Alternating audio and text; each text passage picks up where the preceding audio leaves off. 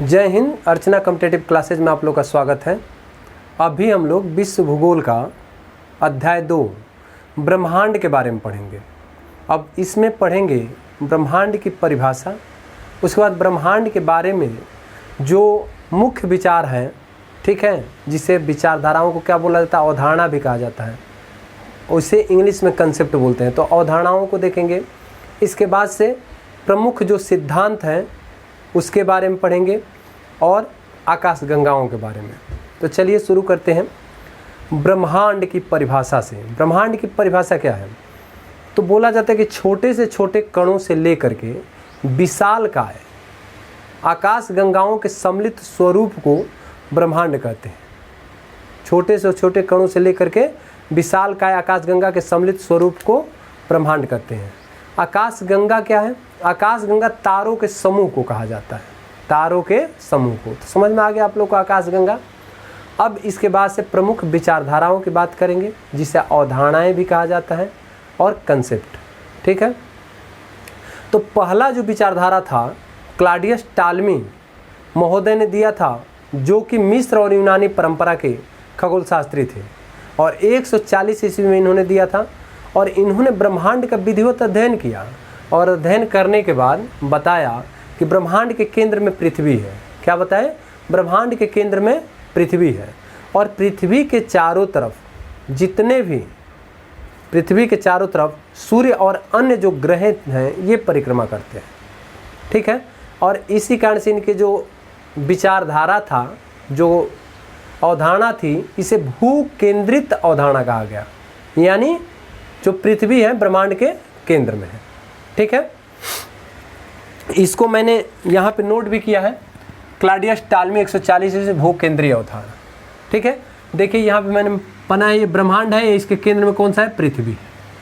इसके बाद से दूसरा जो थे हमारे भारत देश के खगोलशास्त्री, जिनका नाम था बराहमिहिर, और ये लगभग 600 ईस्वी में इन्होंने बताया कि चंद्रमा पृथ्वी के चारों तरफ परिक्रमा करता है और पृथ्वी सूर्य के चारों तरफ परिक्रमा करती है।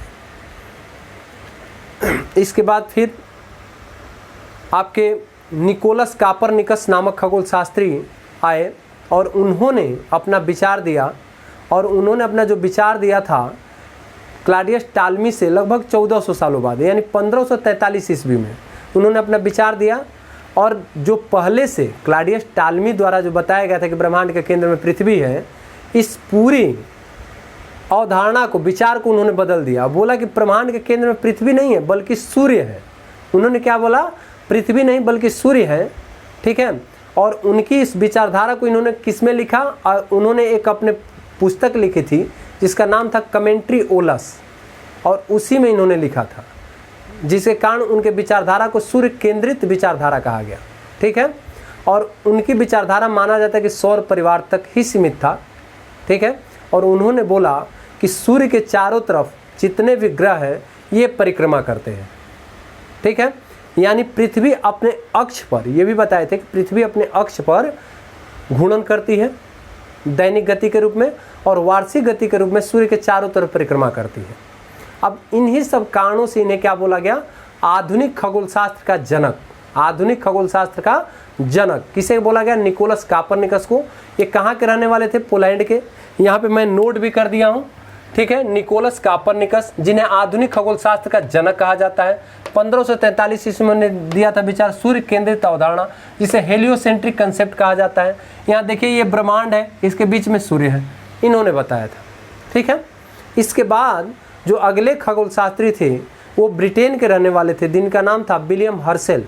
तो विलियम हर्शेल महोदय ने दूरबीन के माध्यम से, इन्होंने क्या किया? दूरबीन से अंतरिक्ष का अध्ययन किया, और अध्ययन करके इन्होंने बताया कि जो सौरमंडल है ये आकाश गंगा का एक अंश मात्र है।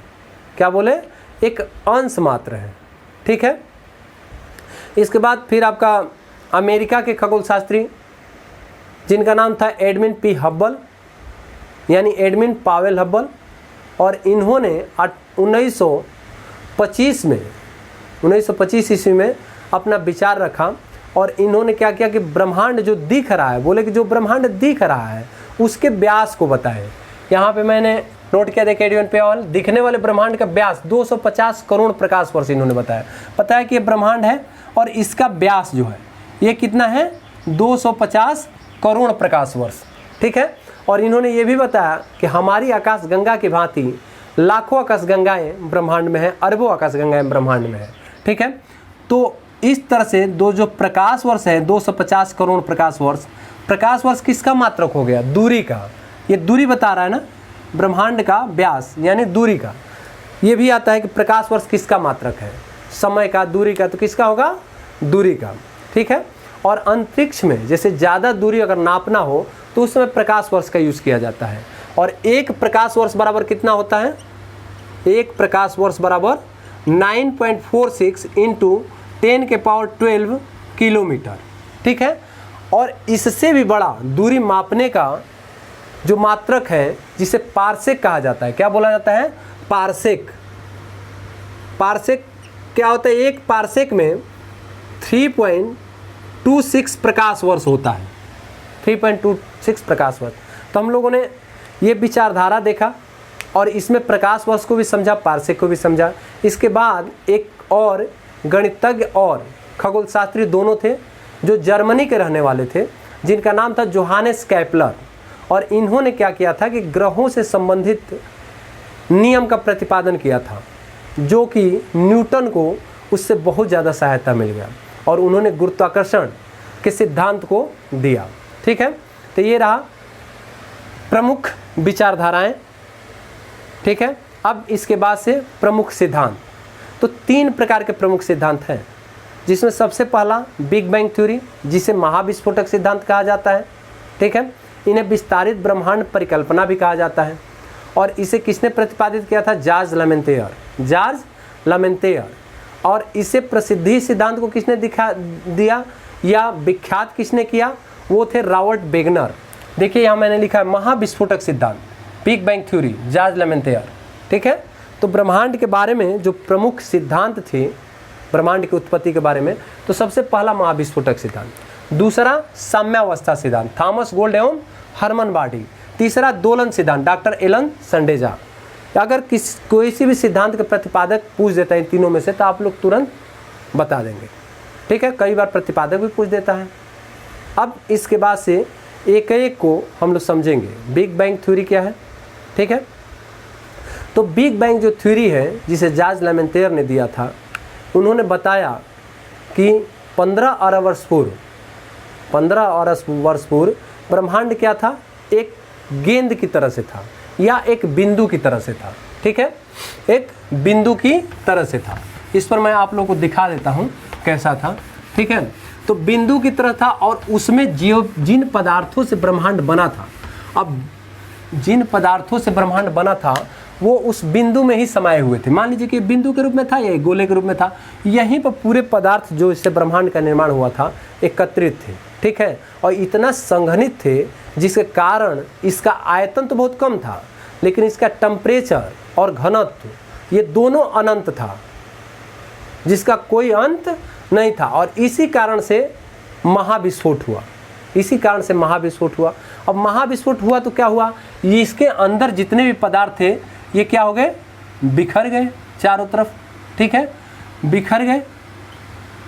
तब बिखरने के कारण, ठीक है, अब इसको जो बिखरे हुए पदार्थ है इन्हें क्या बोला गया? ब्रह्मांडीय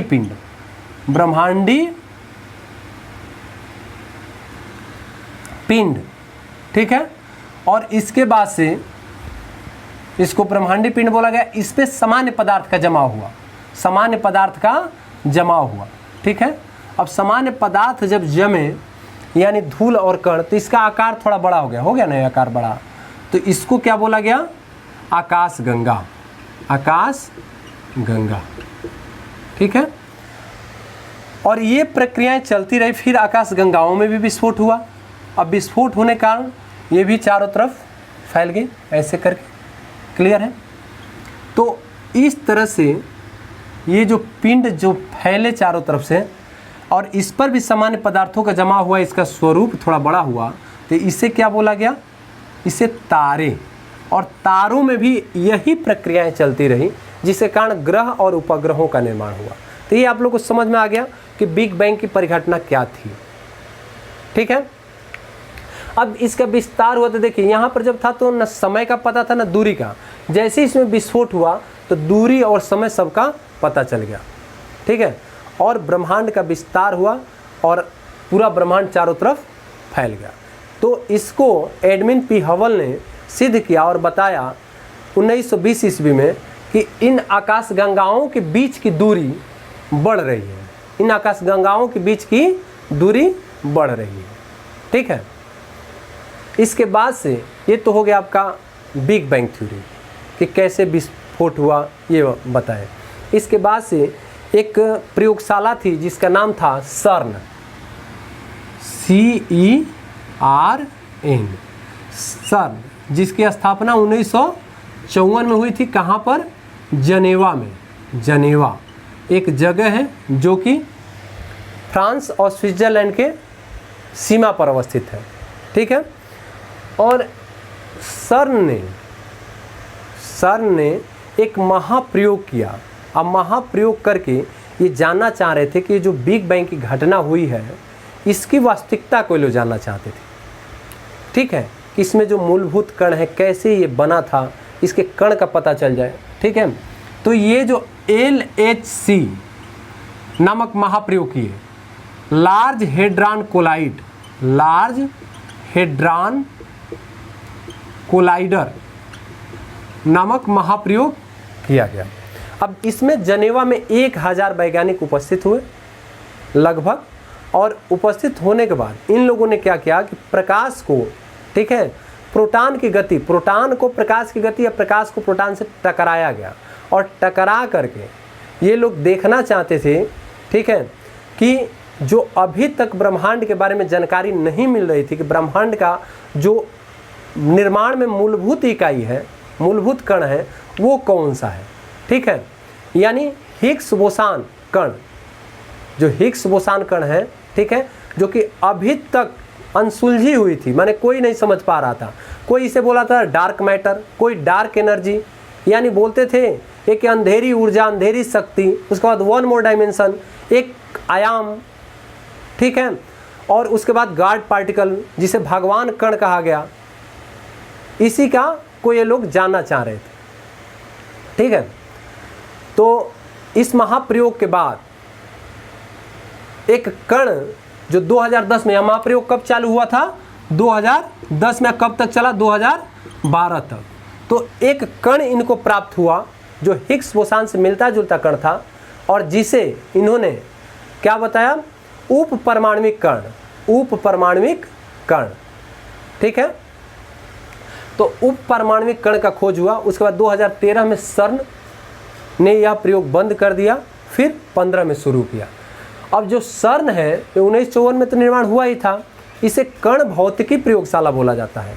यह विश्व की सबसे बड़ी प्रयोगशाला है, विश्व की सबसे बड़ी प्रयोगशाला है जो जनेवा में है, और इसका जो सहायक सदस्य भारत 2017 में बना। कब बना? 2017 में सहायक सदस्य बना।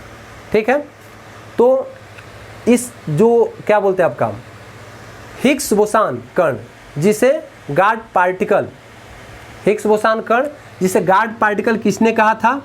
गॉड पार्टिकल का नाम जो रखे थे लाइडरमैन, लियान लाइडरमैन, लियान लाइडरमैन, इन्होंने इसका कर्ण का रखा था। लेकिन ऐसा कोई इनका पहले से ऐसा कोई वो नहीं था कि इसको सिद्ध करके रखे, इन्होंने ऐसे ही रख दिया, ऐसे ही रख दिया, जिसका विरोध भी हुआ वैज्ञानिकों द्वारा। जो नास्तिक टाइप के लोग थे बोले कि भगवान कण की किस लिए रखा गया, थोड़ा सा विरोध किए। ठीक है, ये हो गया। अब हिग्स बोसान जो है ये क्या है, बच्चों को इसमें भी डाउट रहता है। तो हिग्स जो थे इंग्लैंड के एक वैज्ञानिक थे जिनका नाम था पीटर हिग्स, और बोस जो थे सत्येंद्र नाथ बोस भारतीय वैज्ञानिक थे, और इन्होंने एक सिद्धांत दिया था, और उसी सिद्धांत के आधार पर 2012 में जो आपका क्या बोलते हैं पीटर हिग्स थे और इनके 5 जो वैज्ञानिक साथी थे, मिल करके इन लोगों ने सिद्ध करने का कोशिश किया, उस कण का जानने की कोशिश की और इन्होंने बताया कि 15 अरब वर्ष पूर्व जब ब्रह्मांड का विस्फोट हुआ तो विस्फोट के तुरंत बाद किसी भी कण में या किसी भी पदार्थ में कोई भी वेट नहीं था। लेकिन धीरे धीरे जैसे जैसे ब्रह्मांड ठंडा हुआ, ठंडा होने के बाद एक नियत टेम्परेचर के नीचे जब टेम्परेचर हुआ तो एक पूरे ब्रह्मांड में, ये जो पूरा ब्रह्मांड है, इसमें एक शक्ति उत्पन्न हो गई। क्या हो गई? शक्ति उत्पन्न हो गई। ठीक है। और इस शक्ति को हिग्स के समान में, ठीक है, हिग्स शक्ति कहा गया। और इसके बीच में कुछ कण पाए गए, जिन्हें पीटर क्या बोलते हैं आपका, हिग्स बोसान कण कहा गया। हिग्स बोसान कण कहा गया। समझ में आ गया आप लोगों को कि हिग्स बोसान क्या है? ठीक है। इसी हिग्स बोसान की खोज हो रही थी कि ब्रह्मांड का जो मौलिक कण है वो कौन सा है। तो ये हो गया बिग बैंग थ्योरी, हम लोगों ने समझ लिया। इसके बाद से साम्यावस्था सिद्धांत में बोला गया है कि ब्रह्मांड पहले भी वैसे ही था, आज भी है और बाद में भी वैसे ही रहेगा। जो दोलन सिद्धांत है तीसरा, दोलन सिद्धांत में बोला गया है कि इसका स्वरूप बदलेगा, यानी बढ़ेगा और कम होगा। ठीक है। तो ये प्रमुख सिद्धांत है। इसके प्रतिपादकों का नाम आप लोग याद रखिएगा, कौन कौन से हैं। इसके बाद से आकाश गंगा की बात करेंगे हम लोग कि आकाश गंगा किसे कहते हैं। तो आकाश गंगा तारों के समूह को आकाश गंगा बोलते हैं। तारों के समूह को आकाश गंगा बोलते हैं। आकाश गंगा 3 प्रकार की होती है। आकाश गंगा 3 प्रकार की होती है और 3 भुजाएं इसमें होती हैं। 3 प्रकार और 3 भुजाएं। पहला प्रकार कौन सा है आपका? ये बोला जाता है अंडाकार या दीर्घ वृत्ताकार। ठीक है। यानी इसका स्वरूप ऐसे होगा। ठीक है। इसके बाद से ये है सर्पिलाकार में आपका ऐसे है इसका स्वरूप। और ये है अनियमित, इसका कोई भी रूप नहीं है। ठीक है। ये कैसे भी है तो इस तरह से है। अब ये जो अंडाकार है, पहला टाइप की जो आकाश गंगा है, इसमें पुराने तारे पाए जाते हैं। कौन सा? पुराने तारों द्वारा निर्मित है। और पूरे ब्रह्मांड में जो पूरी आकाश गंगाओं का 2/3 आकाश गंगाएं इस प्रकार की है, पुराने तारों से निर्मित। उसके बाद से 1/4 आकाश गंगा सर्पिलाकार है। और इसी में हमारी आकाश गंगा, जिसे दुग्ध मेखला बोलते हैं, दुग्ध मेखला, ठीक है, आती है। और इसके सबसे नज़दीकी आकाश गंगा, ये भी क्वेश्चन आता है कि हमारी आकाश गंगा दुग्ध मेखला के सबसे नज़दीक आकाश गंगा कौन सा है? तो एंड्रोमेडा। ये किस टाइप की है? ये सर्पिलाकार है। एंड्रोमेडा को देवयानी भी कहा जाता है। क्लियर है? तो देवयानी भी कहा जाता है। अब इसके बाद से अनियमित, जिसका कोई रूप ही नहीं है। तो आकाश गंगाओं के प्रकार को समझे। इसके बाद से इसकी 3 भुजाएं हैं घूर्णनशील। ठीक है। और इसके भुजाओं के लास्ट में पूरे ज़्यादा संकेंद्रण है तारों का। ठीक है। तो ये हो गया। अब इसके बाद से एक है आर्यन नेबुला। ये दुग्ध मेखला के सबसे शीतल तारों का समूह है।